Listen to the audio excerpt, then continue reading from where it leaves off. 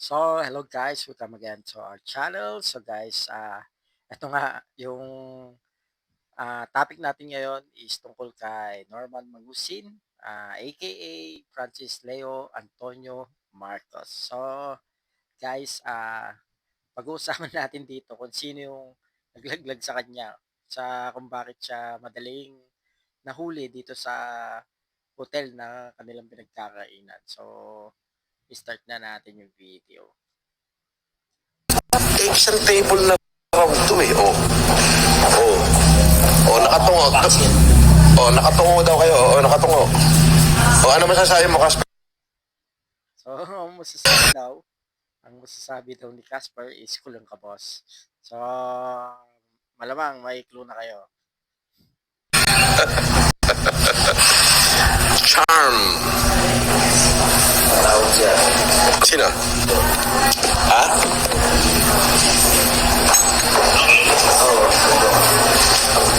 Karibu salad. Ako. Oh, bakit? Sino may sabi? Sino? Kung mapapansin nyo guys, yung cellphone na hawak ni Mangusin is galing yan kay Casper. So, kung makikita ninyo yung vlog ni Casper, cellphone niya nga ito kasi mayroon siyang cellphone noon na nakaharap siya sa salamin, tapos nagbi-video siya na nakaharap din yung cellphone niya. So, yun, kung makikita ninyo, yun na yun. So, continue natin yung video.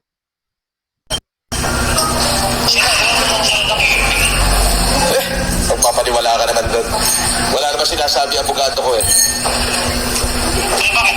Nasaan mo? Pinaka o piskal pa lang? Piskal pa lang. Kaya po kayo nagsasabi pag ito na lang po. Dapat yung Demanda mo. So, nakapagtaka lang guys, hindi siya tumawag doon mismo sa cellphone ni Mangusin. Hindi ko rin alam kung bakit. Kay Casper nang galing. So, alam na this. Iyahan mo sila. Bahala sila doon. Basta bahala yung mga abogado kung gumalaw. As simple as that. Ano ba kate yun? Malay ko.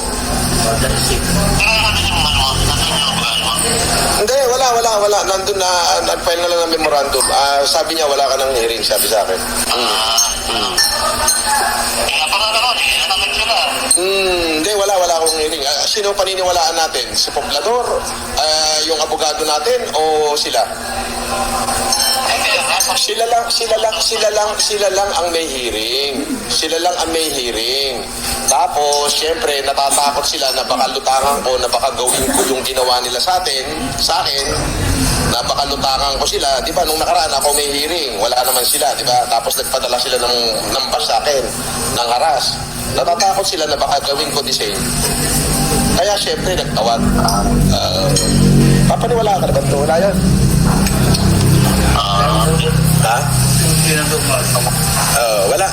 Ginago lang niya yung mga viewers niya. So yun guys, babalik niya na yung cellphone. So, kay Casper nga yun, confirm. Kay Casper nga. Ando yung mga kapakship natin. Ginago lang niya yung mga viewers niya. Ginago lang niya. Eh, nasa piskal pa lang yung ano eh. Nasa niya. Wala yan. Ginago lang niya yung yung mga viewers niya. Kaya mo sila naman nagsasuffer, hindi naman tayo. Di ba? Ganun sila kawalang niya. Ganun lang yun. Kaya nakalive ba? Oo, nakalive ako. Sige na, bye-bye. Oo.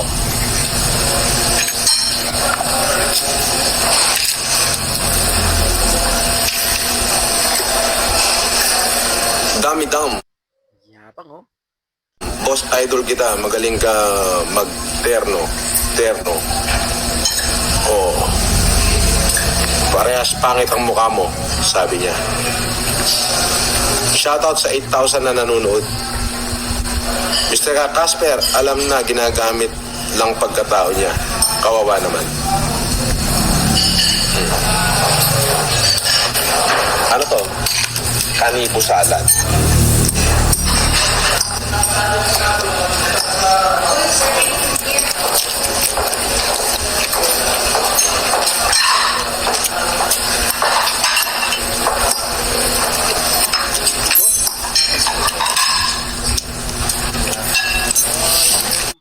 Yan na guys, yung pangalawang subo.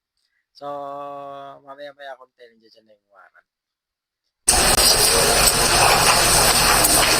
Good morning, sir. So,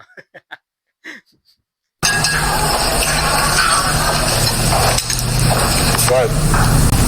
I-serve lang po namin yung warrant. Alright.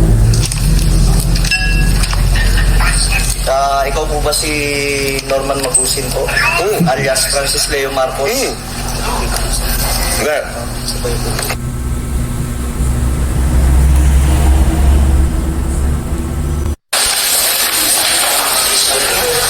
kita ninyo guys, ito dun sa kabila na yan na kuha. So, dyan siya babasahan.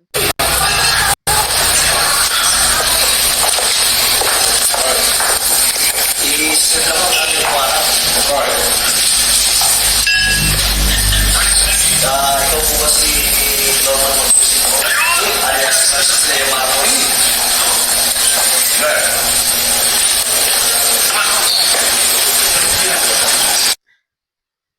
So, cheers daw, sabi ni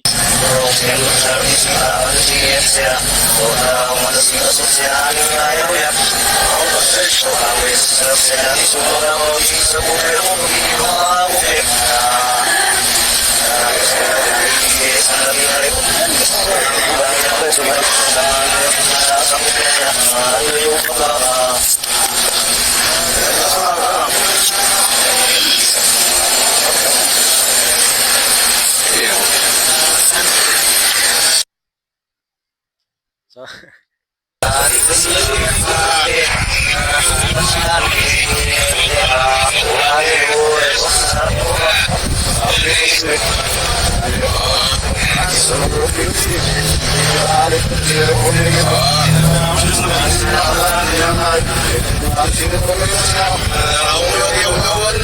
Mas nilipat pa po si Bas na amoy.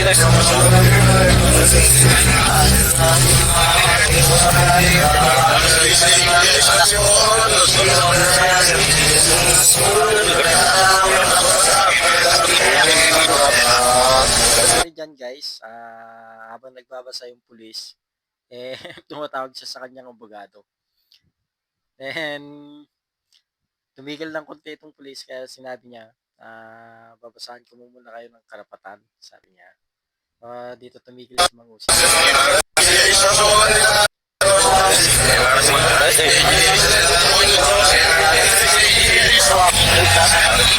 Yung harus makasukay na labay sa DCSD suspect.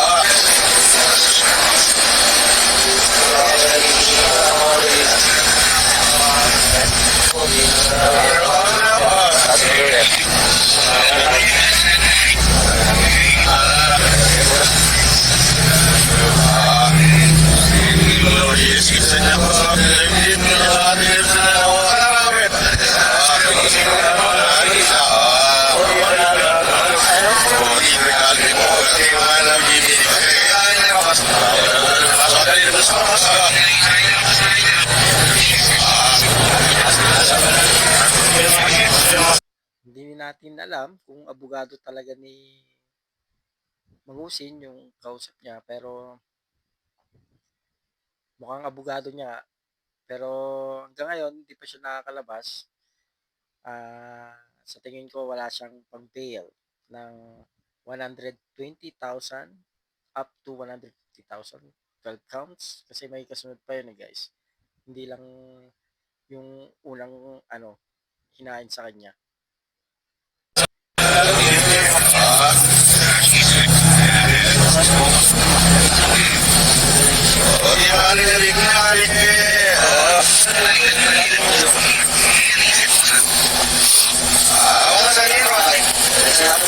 Ano ka rin? Sa mga nakikita, yun yung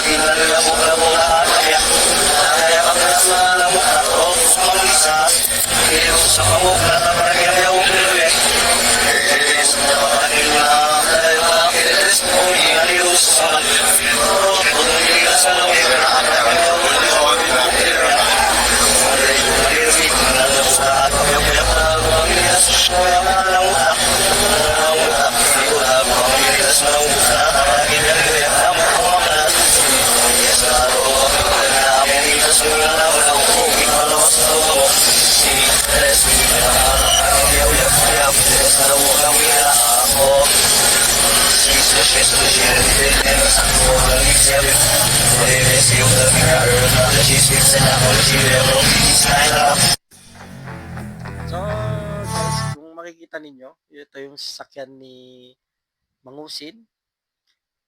Kung makikita nyo yung na-issue siya dyan sa logo na yon, yung pabilog.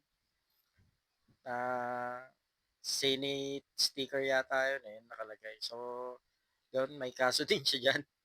So, continue na natin. So yan, mga hombre ko, waiting lang ho ako. Nandyan na daw si Norman, naka-posas. Nandyan daw si Nandiyan din si Casper. Pero syempre, para mas hype, mas maganda, di ba, ang aming pagkikita. So, kung makikita nyo dito guys, parang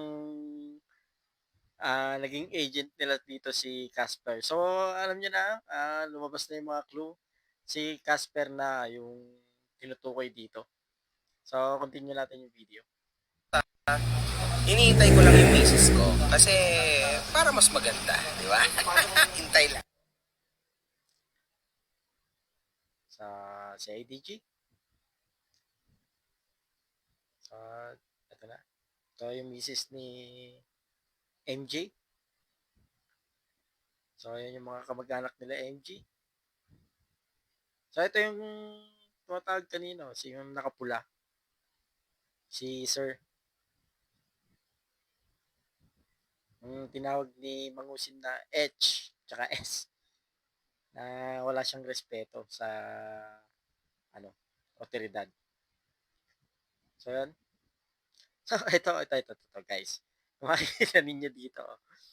Meow, meow, meow daw. Yan. So, si Casper yan, guys.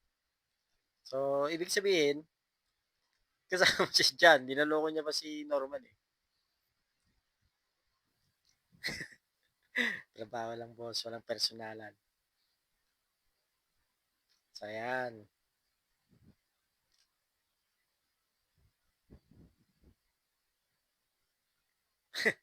Nilalaan lang kita, baka ano daw. So, yun lang guys. Maraming salamat po sa manonood and God bless.